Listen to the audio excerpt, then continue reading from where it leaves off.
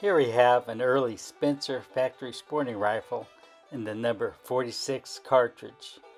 It features a 26-inch round barrel, burl walnut stock, pewter nose cap, blued barrel, and a nickeled receiver. These early ones, 1864 and 65, were built from military receivers.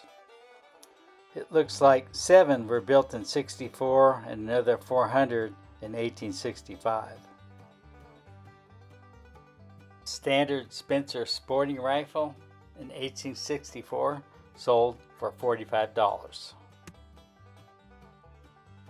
You can tell the early models from the serial number that is hidden beneath the barrel, because the process of installing the Tang sight obliterated the number stamped on the receiver. The later models had the serial number offset, and this one has the old style hammer.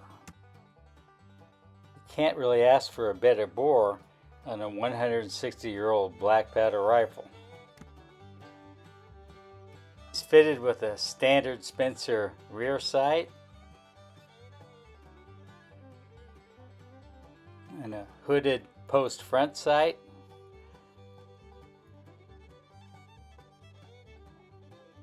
And the Spencer Tang sight. The Spencer Tang sight and the hooded front sight was a $5 option. Someone did some artistic tack work to protect the stock when the Tang sight was folded down. Number 46 cartridge, the 5646 Spencer rimfire, was developed by Springfield Armory.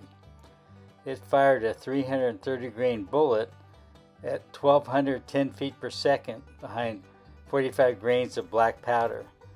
To shoot a Spencer today, you need to install a centerfire breech block and cartridge follower.